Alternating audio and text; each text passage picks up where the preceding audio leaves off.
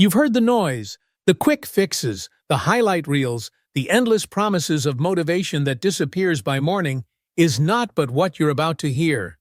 Is not a pep talk, not a slogan, not a sugar-coated fantasy.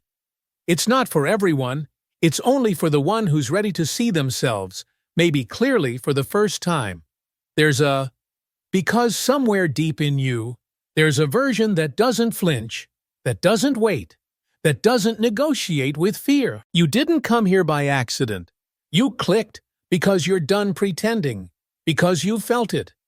That quiet voice that says, I'm made for more, but I'm not living like it. This isn't motivation. This is a mirror. What if I told you that your greatest enemy is not out there, not in the economy, not in your past, not in your failures, and not even in the people who doubted you? It's in here in your mind, in the habits you tolerate, in the thoughts you let pass, unchallenged, in the moments you choose comfort over conviction. This is where your war is being fought, not in public, but in the dark, quiet, hidden hours. And until you win that war, you will never be free. Self-mastery is not a buzzword. It is not a weekend retreat, a quote on your wall, or a temporary burst of motivation. Self-mastery is war, and every day you either conquer yourself or you are conquered. No empire was ever built without internal order. Alexander the Great said, I am not afraid of an army of lions led by a sheep. I am afraid of an army of sheep led by a lion. But what he didn't say is this: before you can lead others, you must first lead yourself.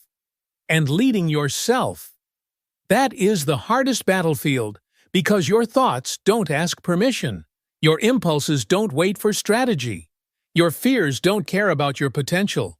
Self-mastery means training the wild animal within. It means silencing the voice that says not today and answering back with exactly today. It's waking up when the bed feels like gravity.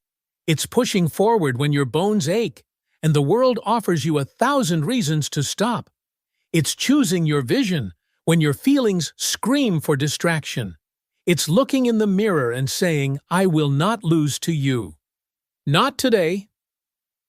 Moste. Let's get something clear. You were not born with discipline. You were not born with courage. You were not born with vision. Those are not traits. They are choices. They are forged in fire. Thomas Edison failed over 10,000 times trying to invent the electric light. Most people hear that and focus on the success. But think deeper. What kind of internal control must a man have to fail 10,000 times and not break? Not quit, not sulk, not collapse, but stand again, scratch the blueprint, and try one more time. That's not genius. That's mastery. That's what separates the few who leave legacies from the masses, who leave regrets. And what about Carnegie, a man who started working at age 13 for $1, $20 a week, and built a steel empire that changed the world? Do you think that came from luck or charm? No, it came from internal structure, from ruthless clarity, from the ability to command himself before he ever tried to command a corporation. Because let me tell you something, no one says loud enough. If you cannot master your own impulses, your own time, your own mind, someone else will. A boss will. A marketer will. An algorithm will. You will be led by cravings, opinions, and trends, and your life will not be your own. You will feel it every night, that quiet ache in your soul, the weight of potential unclaimed, and that pain, the pain of knowing you're capable of more, but settling for less. That's the pain of the undisciplined. That's the pain of those who traded mastery for comfort. So what does self-mastery look like? It's not glamorous. It's not a montage. It's not Instagram-worthy. It's a man sitting alone with a journal, battling his own mind at 5 a.m. It's a woman saying no to the cheap dopamine that everyone else around her says yes to. It's showing up to train when nobody's watching. It's holding your word to yourself like a sacred oath. It's building rituals that don't rely on motivation, because motivation is weather. And mastery demands climate. You want to talk about mindset? Let's go deeper than quotes and hype. Mindset is not just thinking positive. It's thinking with power, with discipline. It's designing your thoughts, like an architect designs a building. Foundation framework, purpose, no wasted space, no weak materials. When you walk into a cathedral, you don't just admire the beauty, you respect the structure, the decades of planning, the scaffolding, the engineering. Your mind should be the same. But most people, they live in mental shacks and wonder why the storm shakes them. Dshapenumber. So here is the truth about belief. Belief is not magic. Belief is muscle. And just like muscle, it grows with repetition and resistance. You don't wake up believing in yourself. You earn that belief through keeping promises, through facing fear, through acting with courage when your stomach knots and your hands shake. Every time you move through discomfort, your belief in self expands. Walt Disney was fired for lacking imagination. Imagine that, fired from a newspaper because his ideas were too strange, too idealistic. But he didn't let that become his truth, because he had vision not just of cartoons and castles, but of who he was. And that's what belief really is. It's seeing yourself clearly. Not just where you are, but where you could be, and aligning your actions every single day to that image. You cannot walk like a peasant and expect to become a king. You cannot think like a slave and expect to live free. Belief is a bridge between vision and action, and self-mastery is what strengthens that bridge. Dshapenumber. But here's the turning point for most people. They see the vision, they feel the fire, but they refuse to act until they feel ready.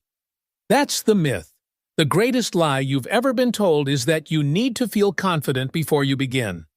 No, confidence is not the starting line, it's the reward. You act, you stumble, you bleed, and then you build belief. Self-mastery is acting without permission from your feelings. You think Lincoln waited to become courageous before facing down a divided nation. He became courageous because he had no choice, because leadership demanded it, because the calling was bigger than his doubt. You don't rise to your goals, you fall to the level of your habits, and your habits are governed by discipline, not emotion. If you don't master your discipline, you will live by default. And a life by default is a life of silent desperation. Smiling on the outside, shrinking on the inside. Self-mastery is a decision. Not one day, every morning you wake up, you recommit, you realign, you reaffirm what matters. And then you act in accordance with that, not because it feels good, but because it builds the person you said you wanted to become. Because you don't become a warrior by reading about battle. You become a warrior by entering the arena again and again and again until the fear no longer speaks louder than your will. So let's talk about vision. Because if discipline is the engine, vision is the map. Without vision, your discipline is just movement without meaning. And that's where most people get lost. They wake up, they grind, they hustle, but they don't know why. They mistake activity for progress, motion for direction, and years pass, but nothing moves inside them. Vision is not a fantasy. It is not wishful thinking. It is not sitting under the stars, hoping for something better. Vision is a decision, a contract with your future self. It is choosing what matters, and choosing it so completely that you rearrange your entire life around it. Henry Ford saw something no one else did. He didn't just build cars. He built systems. He built a way of thinking, a way of producing value at scale. When the world said impossible, Ford asked how. When others said you need to slow down, he said, you need to catch up. That's what vision does. It reorders your standards. It reprograms your limits. It makes excuses feel like poison in your throat. When you have a clear vision, temptation becomes noise. Distractions lose their power. Because you've already seen the summit in your mind, and nothing at ground level can seduce you anymore. But here's the trap. Vision without alignment is useless. You can't say you want greatness and act with mediocrity. You can't dream of the mountaintop and spend your days digging holes. Every decision you make is a vote for who you become. And if your actions don't match your ambition, your life becomes contradiction. Self-mastery means getting brutally honest. Asking, does my schedule reflect my goals? Does my circle reflect my standards? Does my behavior reflect my identity? Not the identity you were handed, the identity you choose. Because who you are is not fixed. It's forged by repetition, by standards, by what you tolerate.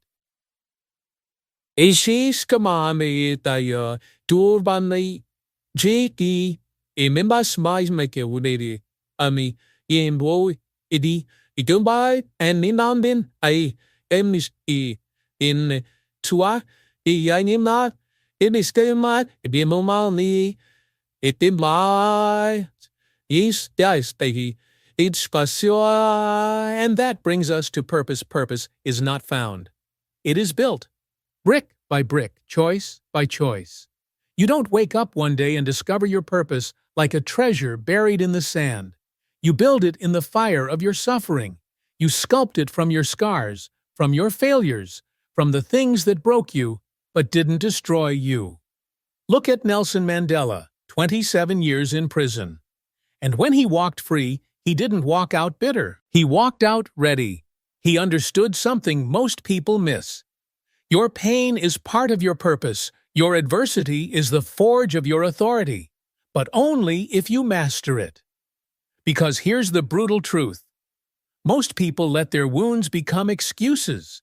They point to their past like a prison sentence, but the self-mastered, they point to their past like a weapon.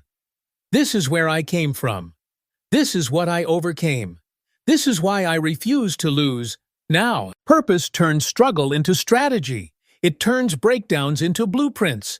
And it gives you a why so strong that no how can shake you. If you don't have purpose, you'll quit when it hurts. But when purpose is alive inside you, pain becomes fuel. You stop running from resistance. You seek it. You welcome it.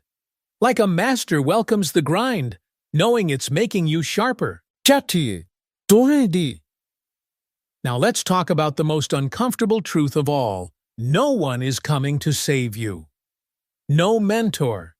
No motivation. No miracle, just you. Your habits, your will, your decisions. The moment you stop outsourcing your progress is the moment your power begins. Self-mastery is ruthless, self-responsibility. It's standing in front of the mirror and saying, if I'm undisciplined, it's my fault. If I'm inconsistent, it's my fault. If I'm broke, weak, scattered, unfocused, it's on me. And that's not guilt. That's freedom. Because once it's on you, it's within your control. You stop waiting. You stop wishing. You build, you become. Abraham Lincoln wasn't handed leadership. He was shaped by conflict, forged in doubt, carved by losses, heartbreaks, betrayals. But he never outsourced responsibility. Even when the country fractured, he stood tall and said the dogmas of the quiet past are inadequate to the stormy present. He rose. Not because he had no fear, but because he had mastered the man within. You see, most people are not lazy. They're unfocused. Most people are not unmotivated. They're undisciplined. They chase 10 things and catch none. They let their energy leak through drama, distraction, and doubt. But the self-mastered, they move with intention. They don't dabble. They decide, and decision, real decision, is cutting off the other options. It's killing Plan B. It's saying, this is who I am now. This is what I do. No more debate. No more delay. Because the longer you hesitate, the louder doubt becomes. The longer you wait, the stronger fear grows. And the more you negotiate with excuses, the more they win. Self-mastery is non-negotiable.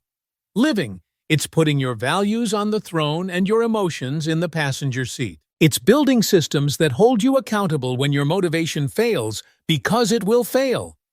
And that's okay.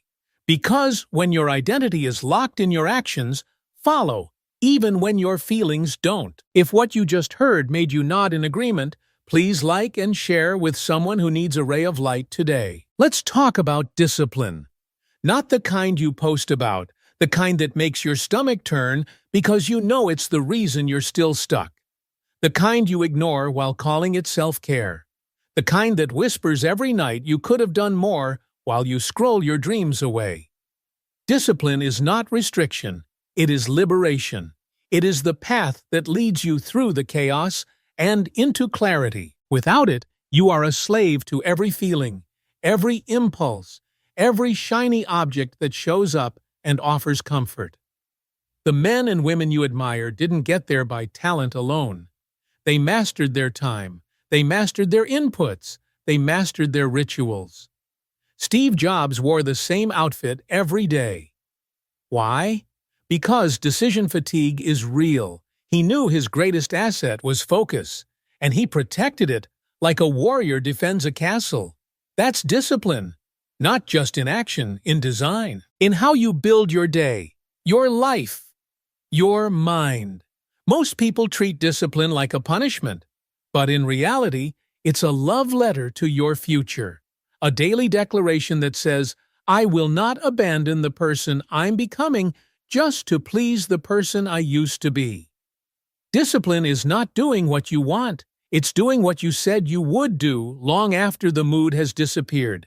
And yes, it's hard. Yes, it's thankless. No one claps for your quiet victories. No one sees you get up at 4:30 a.m. when your body screams for sleep. No one sees you walk past temptation like a soldier ignores a siren. But that's the point. Self-mastery, not applause mastery, not algorithm mastery. You're not doing this for validation. You're doing this because your life depends on it. And here's where most people break. They think discipline is about being perfect. It's not. It's about being unshakable. You fall, you rise, you slip, you course correct, you lose a battle. You don't quit the war. You don't beat yourself down. You build yourself up. Because self-mastery is not about never failing. It's about never abandoning yourself when you do. Even Edison, the king of innovation, once said, "Our greatest weakness lies in giving up." The most certain way to succeed is always to try just one more time. And when you live with discipline, you always have one more try in you because you've trained for this. You've built the mental muscle for adversity. Now let's go deeper to resilience. The world will break you. That's a promise. You will be rejected, overlooked, laughed at.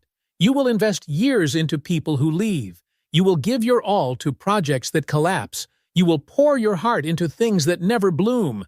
And the question is not if, it's when, and more importantly, what will you do then? Because most people fold. They stop risking. They stop dreaming. They tell themselves a quieter life is safer. But the self-mastered, they rise. They rebuild with bloody hands and swollen eyes. They take the lessons and carve them into new foundations. Because resilience is not bouncing back. It's bouncing forward. It's using every blow to sharpen your edge.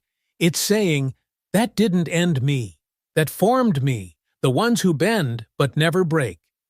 Those are the people who make history. Those are the ones who inspire others to stand, and they don't get there by chance. They get there by choice. Resilience is not a gift. It's a trained response. And the training is brutal. It's loss. It's silence. It's standing in the wreckage and choosing to believe again. That's the soul of self-mastery. Believing again, risking again, committing again, even when the scars are fresh, even when your heart still bleeds, even when your mind says, don't try this again. It hurts too much. You try again anyway, because your purpose is louder than your pain, and your standards are higher than your fear. You see, self-mastery is not some enlightened Zen state where nothing touches you. It's raw, it's messy, it's ugly sometimes, but it's real. It's falling on your face and still choosing to look in the mirror and say, I'm not done yet. It's showing up again and again with cracked hands and a burning heart. It's telling your doubts, "You've spoken long enough, now I act." That's the moment you become dangerous. Not when you feel strong, but when you act strong in spite of weakness. When you move while trembling, speak while shaking, step forward while everything inside you begs you to run. And now let's speak on adaptability, the overlooked discipline of the masters. The truth is this: life will never go according to plan. It will twist, it will pull, it will punch you where you least expect it. And if you can't bend, you'll break. Adaptability is not giving up on your goals. It's finding new paths when old ones collapse. It's keeping your identity rooted while your strategies evolve. It's being committed to the outcome but flexible in the method. Remember Darwin, the survival of the fittest was never about strength. It was about adaptability. The ones who evolved survived. Not the ones who resisted change. Not the ones who waited for the storm to pass. The self-mastered become the storm. They don't panic when the plan fails. They pivot. They adjust. They learn. Because every disruption is data. Every setback is a signal. And if you've trained your mind to respond, not react, then chaos becomes your classroom. Let's bring it home, because this is what it all leads to. The life you want is not waiting on some magical moment. It's not hiding in the future. It's not locked away behind talent, timing, or luck. It is waiting behind you. Behind your patterns, behind your fear, behind the version of yourself you refuse to let go of. Self-mastery is not about fixing what's broken. It's about releasing what no longer serves you, shedding the skin of who you were, so you can become who you must be. You are not here to be liked. You are not here to play small. You are not here to conform to the comfort zones of others. You are here to build a life that reflects your inner greatness, to take the whispers of your soul and turn them into results. The world doesn't need another echo. It needs a voice. It needs someone who's willing to rise, not once, but every time life says sit down. And that someone tells you, is you, not the you that's waiting, not the you that hesitates, but the version of you that already knows how to win if only you'd stop betraying them with your distractions, your doubts, your delay. Every great life began the moment someone said, "I've had enough of this. Enough procrastination, enough talking, enough potential, sitting untouched while the clock ticks." Time doesn't care about your intentions. It rewards your decisions. It responds to your standards. So let's ask the only question that matters. What are you no longer willing to tolerate? The fear, the excuses, the small life you were handed, the habits that keep you stuck. Because when you reach that line, when you say no more with every cell in your body, that's the moment the shift begins. That's when you start showing up like the warrior inside you, the one who wakes up and moves without permission, the one who no longer negotiates with mediocrity, the one who chooses growth over guilt and vision over validation. That version of you isn't waiting to be discovered. They're waiting to be chosen. And here's the truth. The world won't tell you. The life you dream of demands a death. The death of your laziness. The death of your indecision. The death of every version of you that was built on fear and compromise. You don't evolve by adding more. You evolve by letting go. Let go of the story that says you're not enough. Let go of the belief that says success is for someone else. Let go of the old routines that feed your doubt and starve your future. And when you let go, you rise, you create, you become. So now you stand at the edge. The fire is behind you, the storm is in your chest, and ahead of you is the life you haven't lived yet. No one is going to hand it to you, no one is going to push you there. You have to step with shaking knees, if you must. Step with tears in your eyes. Step while your mind screams, wait. But step. Because no one ever became great by feeling ready. They became great by deciding to move while others stayed still. They embraced the unknown. They welcomed the resistance, and they chose discipline again and again until their destiny bent to their will. And so must you. This is the truth about self-mastery. It is lonely. It is uncomfortable. It is unforgiving. But it is worth it. Because on the other side of every disciplined day is a stronger version of you, a version who doesn't flinch in the face of fear, a version who doesn't beg for permission, a version who looks back at their former self and says, "Thank you for not quitting when it was hard." That's who you're building now. That's who you're becoming. Not just a person with goals, but a force with conviction. And when the world sees that it moves, it shifts. Because a self-mastered human is the most unstoppable energy on Earth. So write this down. Self-mastery is not a destination. It is a daily declaration. A battle fought and won each morning. A sacred contract between who you are and who you refuse to die without becoming. And now, the pen is in your hand. If something in you just woke up, don't silence it. Don't scroll past it. Sit with it. Let it burn a little. And if this message speaks to the part of you that's been waiting to rise, then don't keep it to yourself. Someone else out there needs to hear it, just like you did. Shivam, so pass it on. Share it. Leave a mark in the comments. Say what you've been holding back, because your voice might be the spark for someone else's fire. Notaden, and if you're walking this path of self-mastery, not perfectly but relentlessly, then tap the like button. Not for me, but for the you that refuses to settle. This is how movements begin.